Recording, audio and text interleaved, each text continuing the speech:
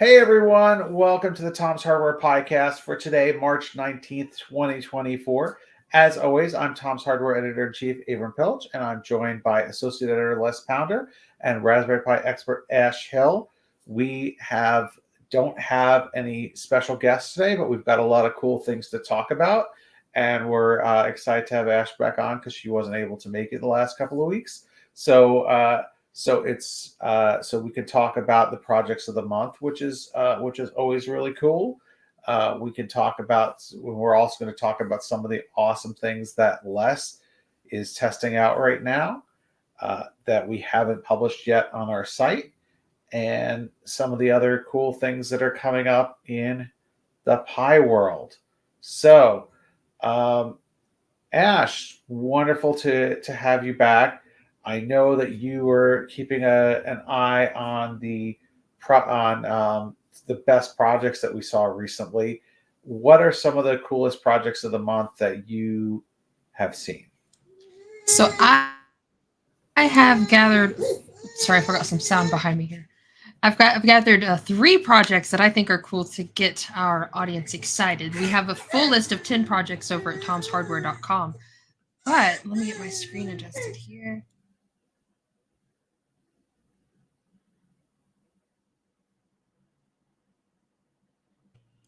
There we go. This one I thought was really cool. It's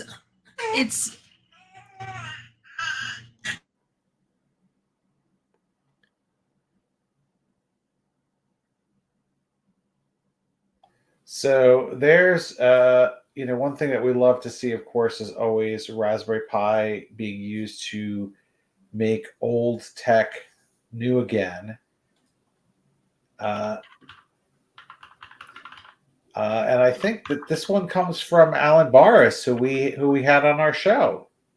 Yeah. Which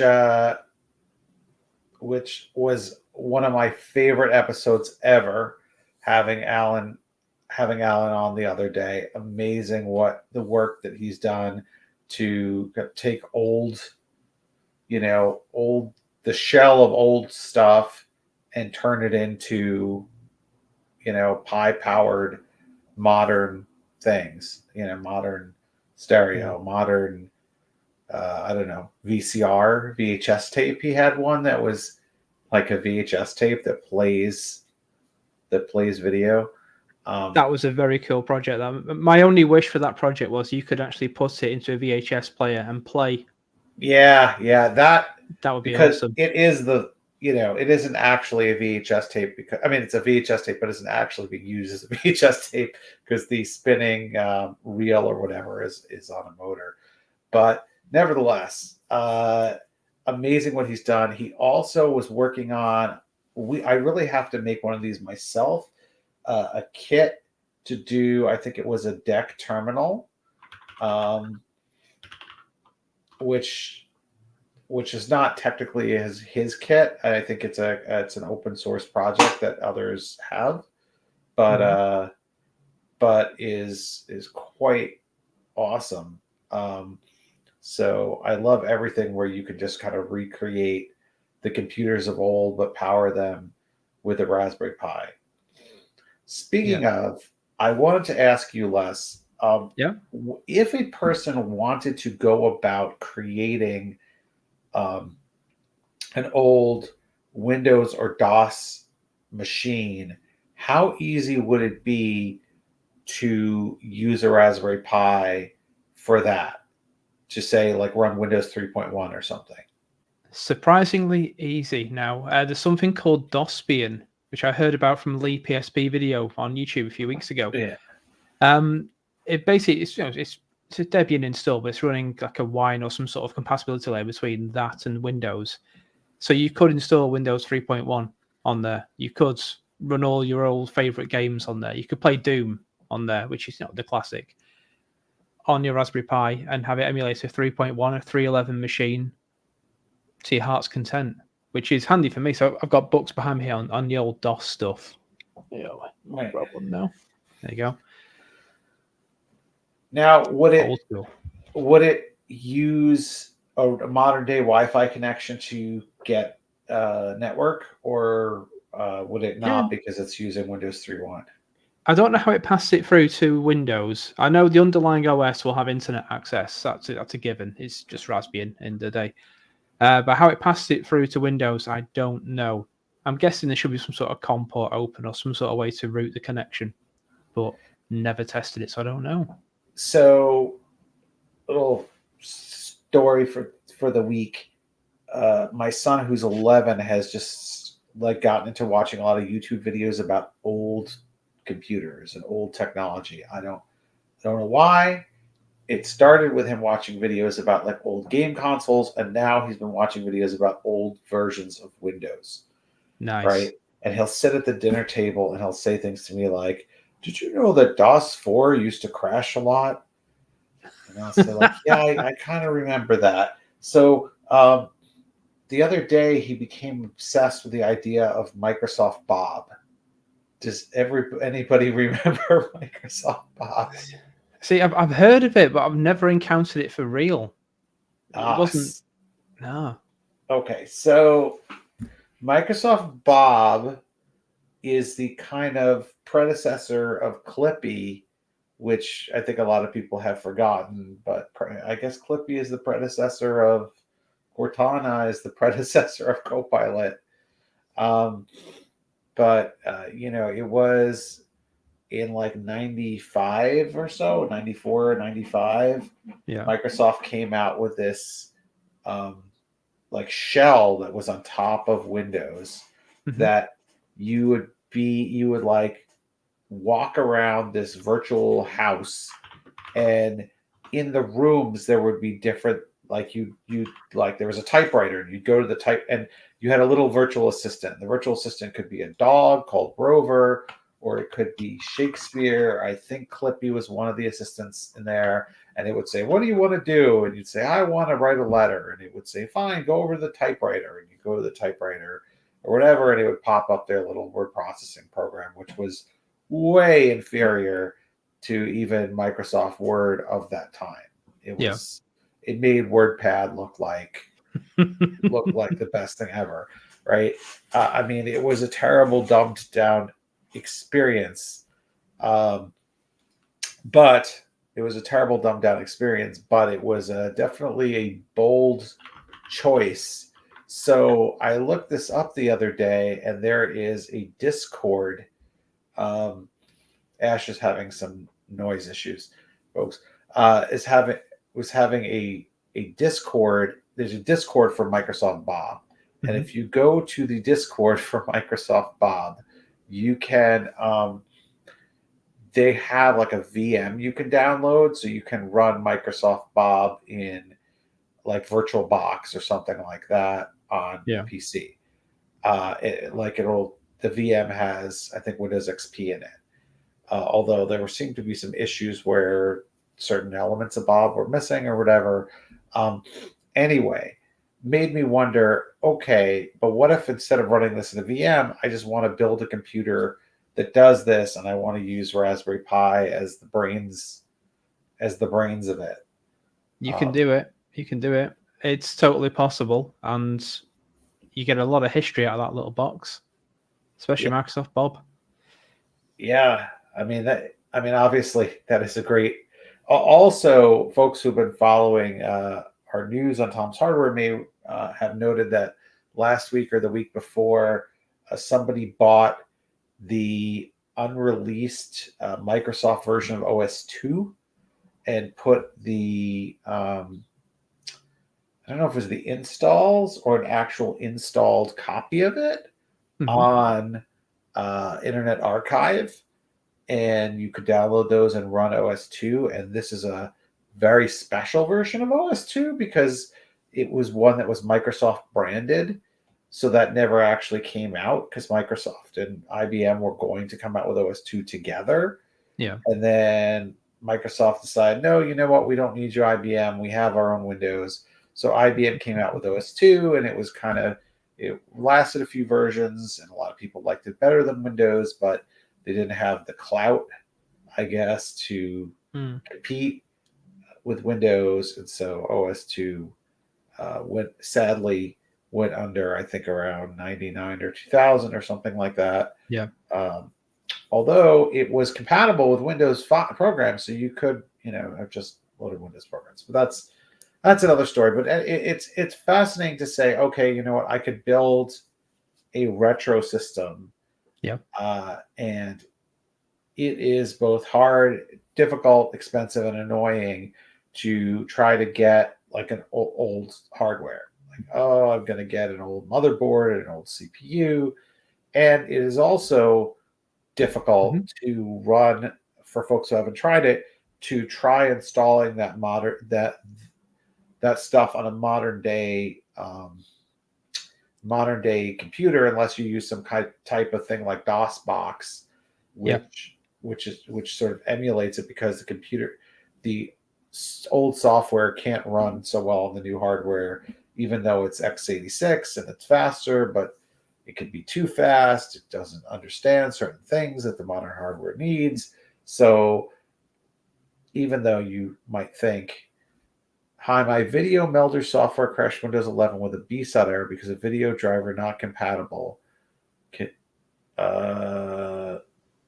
Jimmy, I don't know the answer to that, because I don't really know about video melds. And also, it's not really.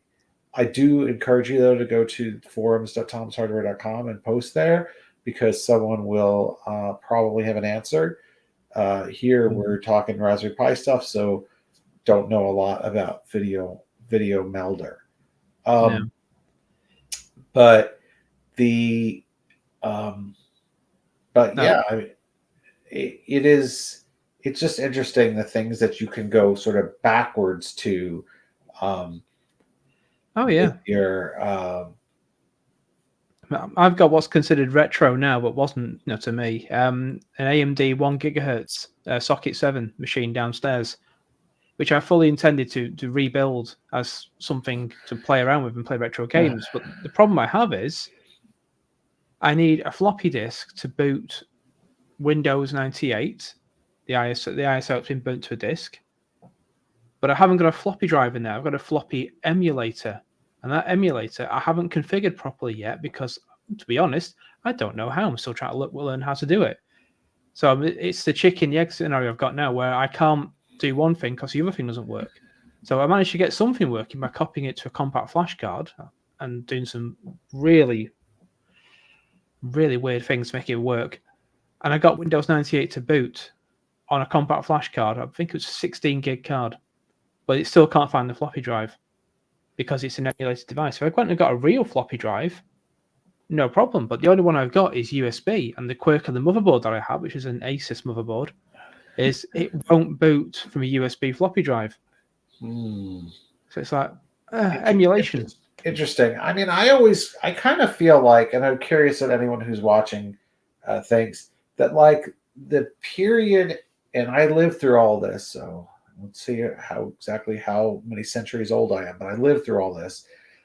I feel like the period of like the 90s to the 2010s or whatever, there's not a lot of interesting like PC stuff that I would want to get the hardware again. Like the software, yes, I'd like to try the old software, but I kind of felt like the hardware, like it's just not interesting, right? There's not, like, we just had a lot of, and I built PCs or whatever.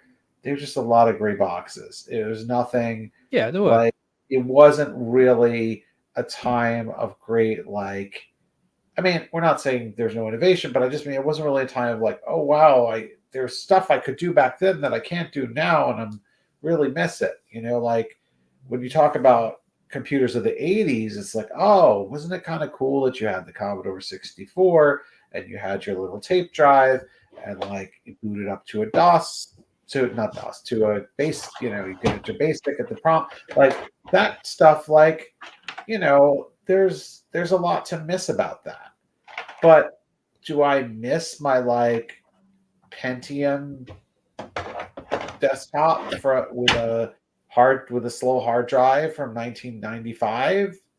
No, I don't miss it. Like I don't have any nostalgia for that. I have nostalgia for certain things. So it's somewhat almost like moments in computing history. So when it Right. comes to the PC era, it's the Voodoo 2 cards, the 3DFX cards, which blew everyone away with 3D graphics at a time when the PlayStation was the bee's knees, so to speak.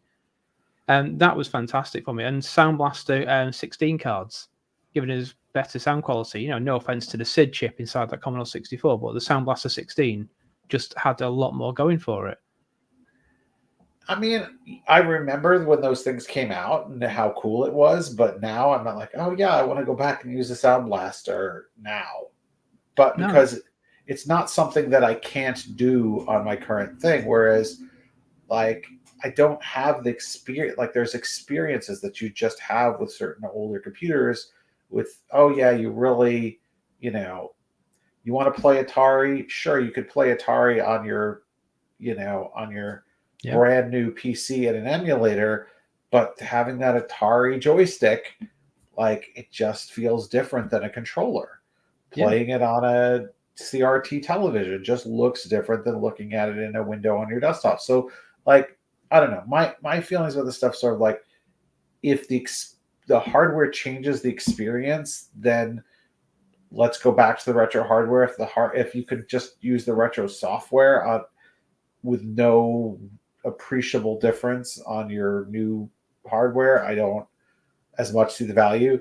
Now, I say this as someone who, went to Retro Gaming Festival a few months ago, and not only did they have every old console in the world, going all the way back to like the Magnavox from like Yeah. 1969, but they had like a whole room of 1990s computers playing like Doom and other games of that era. And my thought was like, why did you bother to maintain these 1990s PCs?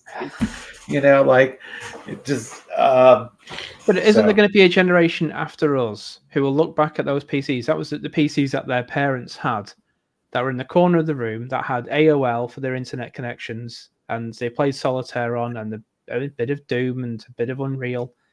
They're going to look back and go, I remember these boxes. And that it looked like a pizza box with a screen on top of it, but that was where I played games. It's where I played Wolfenstein, that sort of thing. Yeah, I guess. I mean, I look at the picture, I look at them like, oh, okay, I remember that quite well. But on the other hand, I'm like, but it doesn't make me want to use it again. No. Why don't we have high-end DACs and high-end motherboards nowadays? I think they're cheap. I think they're trying to save money. That's what I think. But I think for people who really still want like high-end DAC, you can get a sound card today, can't you? Yeah. But it's just not built in, right? Yeah, you can get the equivalent of pro grade sound cards that fit inside the PC and USB ones. Sound Blaster still does them. So Yeah. is it still creative or are they gone? For I can't remember. For the people who really want that experience, they can pay for it. But I guess they've reached a point of sound where the built-in sound is good enough. Plus, I think a lot of people don't even use the sound card that's on their motherboard because they use USB or Bluetooth or something else that where the sound is being processed elsewhere. Yeah. So they're not even using the sound chip that they have. I'm in that camp. I don't use the sound ports on my motherboard at all. Everything is USB for me. Yep. But I mean, for those who want that experience, it's available. It's available, and I know there are people who legitimately want it, and I don't blame them.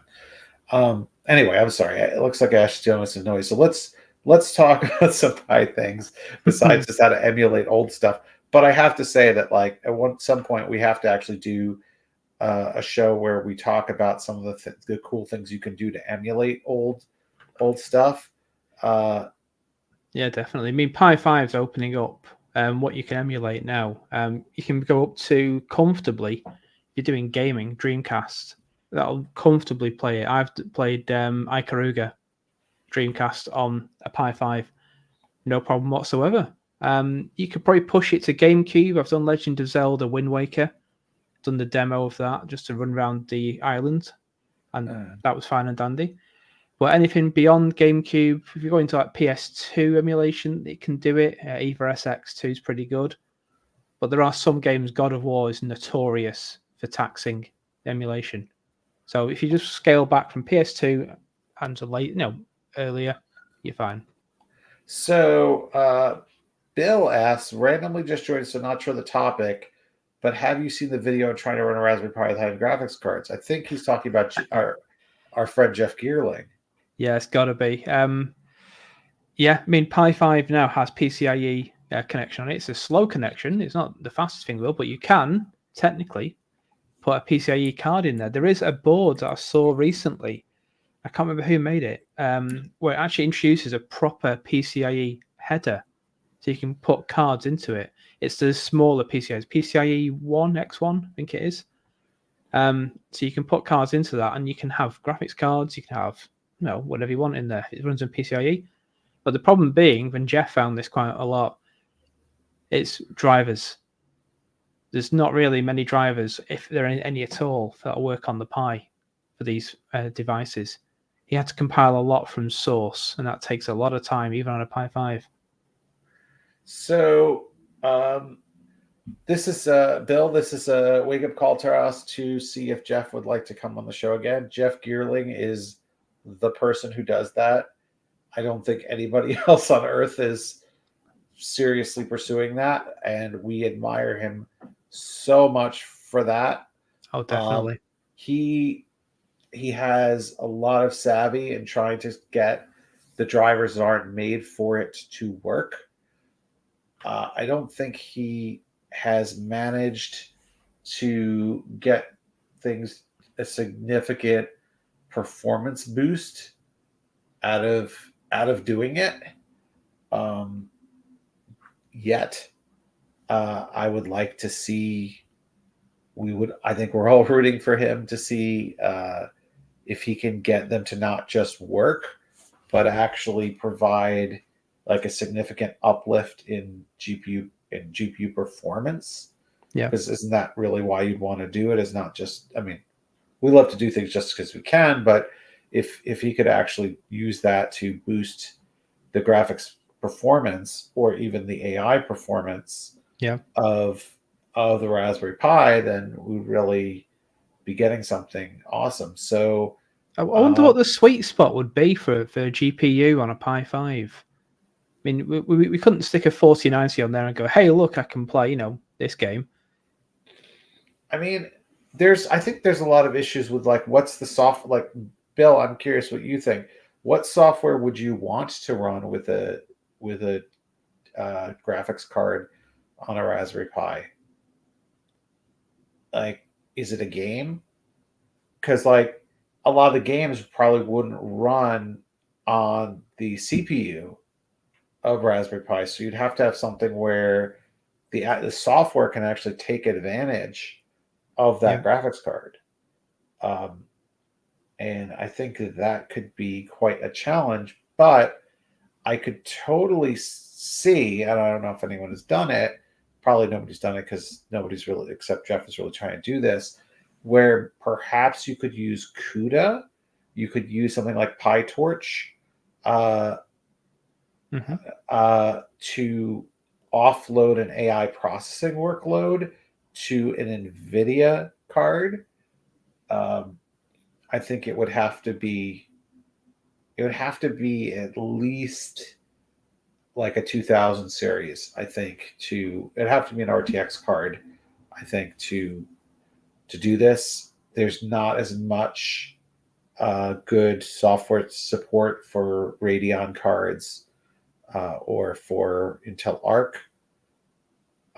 So you probably want to take like, I don't know, like a 3060 or something like that, and see if you could get it to do something like, I don't know, like transcription in Whisper AI or image recognition, computer vision. So yeah, Bill, like theoretically, yes. you'd have if you could route the if you could get it to do the processing, right? So you would have to first of all get it to be recognized, attached to the PCIe connector on the Pi, and then you would need the OS to actually offload to it. But I mean, there's precedent for doing that sort of thing because you can get. I have one in my drawer here, although I don't think it works that great. A Coral TPU, right? You can use a Google Coral TPU, a USB one, and they also don't they make a Coral that goes to PCIe. They do, yeah. Pineberry Pie's got an add-on board that will accept it. But will it go with the Pi 5?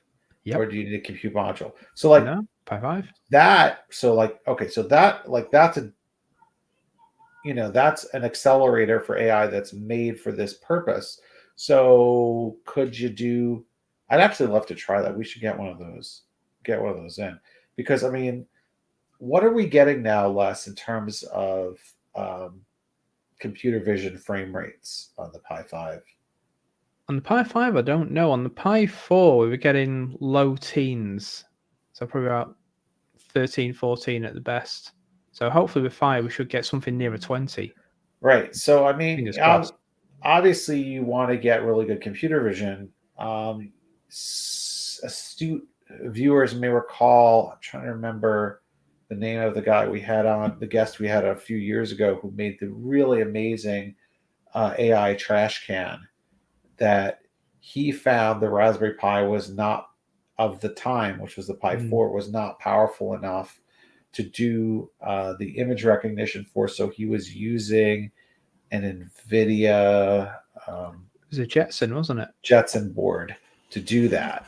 But and we have tested Jetson boards, and they are faster, but they do not have the community and the software and the OS behind them like Raspberry Pi does, so they can be very annoying to work with, in my view. But but imagine, he had a camera pointed at the street, and when when it saw the garbage truck coming, it would trigger a motor trigger his garage door to open the garage door, and then his trash can had a motor in it, and then would drive the trash can to the curb in order for the truck to get it. I mean, that's over engineered because you could just do what I do and take your trash out to the curb the night before, or you could just have it motorized and have it motorized go like an hour or two before the trash truck is coming, instead of waiting till it's coming around the corner. But we're all about do it because you can here. So speaking of things that are somewhat over engineered, let's talk about some of the cooling solutions that you're looking at right now for Raspberry Pi that you don't really need to get it this cool. No, the Raspberry Pi 5, we know it runs hot. So when you get a Pi 5, it has to have some sort of active cooling. So in the past, I've been reviewing stuff like this. So this is the Argon Thermal 60 case. So a big 60mm fan on the front. This is $20, and it does an absolutely exceptional job of keeping the Pi 5 cool. If you want ultimate cooling, but you're on a budget, that's the one that you buy. That's the one that I would buy if I was doing overclocking. Yes, you can buy the water cooling kit. We've seen that before, the 52 Pi and Seed water cooling kit. That's $120, and it only gives you an extra 6 to 7 degrees extra cooling. $20 does the job. No messing around with water cooling. Really nice little piece of kit, that. But we have got some kits out there now for cooling the Pi 5 that are passive. So passive cooling, no fans whatsoever. And I've got one just to show you. So here is a comparison to charts. And you'll see that at the top there is something that looks like it could be something from a sci-fi show that opens a secret lock to a tomb or something. This is a DeSalvo Galactic case, and I'm going to try and get it in shot. It's very shiny. And the reason for this is it's milled aluminium. Yes, it's just a piece of aluminium. You can see the mill marks on it. It's absolutely gorgeous. I do love milled aluminium when I try to say it. The Pi 5 is inside. You've got heat sinks. Sorry, not heat sink. You've got thermal compound between the Pi 5 sock and right at the center of the case here, where the heat radiates through. You've got a thermal pad for the PMIC, the power management IC, and you've got access to pretty much everything you need for connection-wise. So you've got micro SD. There's your connection. It's just shiny, isn't it? You just can't quite see it. There you go. You've got connections there for your PCIe to break out. There's for your GPIO, USB, Ethernet, and then your standard ports on the side. And it's just covered in fingerprints now, isn't it?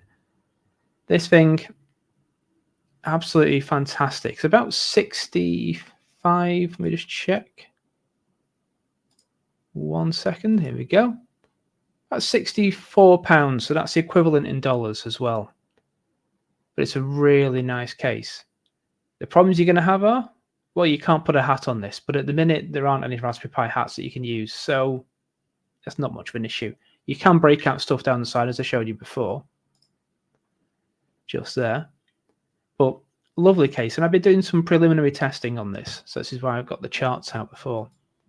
So the previous Raspberry Pi 5 case we had that was all aluminium was EDA Tech's Pi 5 case BS, which is the bottom chart. At the top is DeSalvo Galactic case. So stock idle temp for DeSalvo is 31.8 degrees Celsius. For the EDA Tech case, 36.2. So we've already saved about 4 degrees there. That's a good saving already. Under stress, we save nearly 10 degrees C. So DeSalvo is 42.8 and the EDA Tech is 52.7. So that's a big saving temperature-wise. Simple reason why. We've got all of these lovely designed fins of aluminium which are wicking away the heat from the central core of the sock, whereas EDA Tech's case just has a slab of aluminium over the top to keep it all cool. I overclocked this to 3 gig. You can overclock the Pi now to above 3 gig if you use a experimental firmware, which does work, but you know, your mileage may vary and it will void your warranty. But we did it anyway because we can. But we stuck to just 3 gigs. That's what people are going to be doing. 99% of us are going to be going, right, 3 gig, that's my overclock. Overclock idle, 32.3 with DeSalvo. EDA Tech was 28.5. This could be a blip. I'll have to retest that. But under stress, which is where we're really bothered about, 47.7 degrees C for DeSalvo and 55.4 for EDA Tech. So we're saving again about 7-8 degrees there. Yes, we're paying more money. EDA Tech's about $15 to $20 and DeSalvo's $60-something. But you're paying for a quality product here, which is going to be, well, it looks gorgeous as well. Absolutely gorgeous. And that will happily sit in the corner of the room somewhere, keeping the Pi 5 cool while you're doing whatever you want with it. But that is lovely. But that's, right now, that's my favorite passive cooler. Previous generations, the Pi 4 generation, that's when I first started at Tom's Hardware many moons ago, was the Acacia Gem Pro. And it looks weird. That little pattern on there just looks weird. But this is just a piece of aluminium. It's been milled out. It's cast aluminium, actually, isn't it? Yeah, it's cast, that's it, not milled. And this keeps Pi 4s really cool. And it's pretty cheap as well. I quite like that. But yeah, I'm going to do a full review on this in the next week. But I have other things on the bench you may have noticed as well. Some of which are lighting up everywhere. So I got from Cytron, this arrived on Monday, all the way from Malaysia to the UK. These 2 boards here. So we've got EDU Pico, and we've got Maker Uno RP2040. So we'll go with the small one first at the front, Maker Uno RP2040. It's an Arduino Uno layout. I've just blue tacked it down so it won't move. But it's got an RP2040 on the reverse. It's not Wi-Fi. It's just standard microcontroller. We've got stemma QT. We've got RGB LEDs. We've got a buzzer on here as well. So if I press a reset, you'll hear.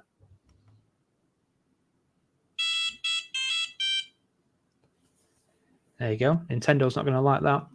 And we've got some shiny lights on the side. So it's an Uno layout for doing Uno projects, but we have stemma QT, we've got Grove connections, which Cytron calls maker ports, And that's approximately, let's go back to this screen. That's approximately $15. So you can pick that up for. The other thing, EDU Pico, is this big box here, which is amazing. So you're going to pay a bit more money for this. It's about, what was it now, $47 to $53. $53 with Pico, $47 without. If you haven't got a Pico, get the whole thing. If you have got a Pico, you could save some money, but you may as well get another one because it's cheap. This is a full digital playground for kids to learn electronics and programming. So let's just clear a little bit of space. My desk is slightly cluttered today.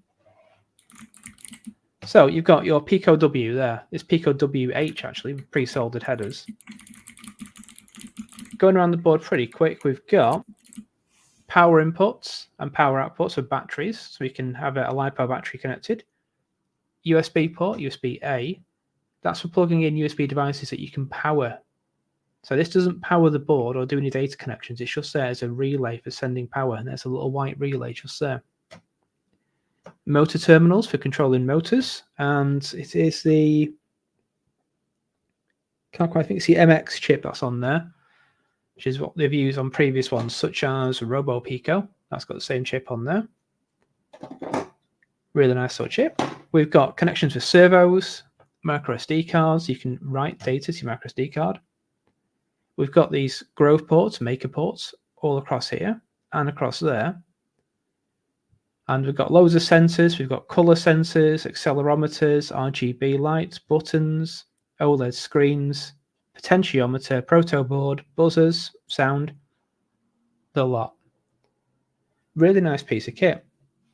And I'm going to try and get this on screen. There's the familiar thing. Can you see the OLED screen's got animations playing? Now, when you power this up, it actually takes you through an introduction of how to use this board. So it says, press this button to start. So if I press A, it's going to turn on the USB relay. And it is turning it on and off. I've got nothing connected to it right now. But if I press B, which is blue, it's going to ask me about the buttons, what I want to do. RGB LEDs are going to come on. It's just a nice, gentle introduction. And the way this is all programmed is in CircuitPython. So CircuitPython is the version of MicroPython from Adafruit, which has got libraries for accessing all of these different functions on the board. Really easy to use, and it works via Phony. So I'm going to have some great fun messing around with this because it looks like a nice little board. And the bonus is, because it's panelized like this, the connections between all of these components are already made. So that Pico can talk to that screen straight away with no wiring whatsoever. But in the box, I have to go to the main camera for this one, so it's just a bit too big. So there's the big box. You get cards explaining how to use the different libraries of software in CircuitPython. And you get a book that uses cartoons and programming references to explain how to do different things. And it's like a full story in there as well, a manga story, to talk about how it all works. There we go. So you can read a comic in class. So this is on the bench for testing. This is going to take a couple of weeks to go through testing. So there's so much on this, along with the Arduino board. But I'm excited. It looks like fun. Yeah, it does. It does look like a lot of fun. So much cool stuff. This is a great time as we come to spring to be doing projects with kids, especially if you have some kids in your life. So I'm going to be planning to do some more with my 11-year-old, maybe my 5-year-old. Maybe I can get her to do some stuff too. Anyway, I want to thank everybody for watching and listening. We will be back next week with some more exciting stuff. Hopefully, a special guest. And till then, we will see you next time at 2 p.m. Eastern. Will it be 6 or 7 p.m. UK time? 6 o'clock next week. It's the final week at 6, and we're back to normal. Yes. This is very frustrating because it's that time of year where there's a 4-hour gap between the US and the UK, but normally it's 5. Anyway, we'll see you all later. Bye, everyone.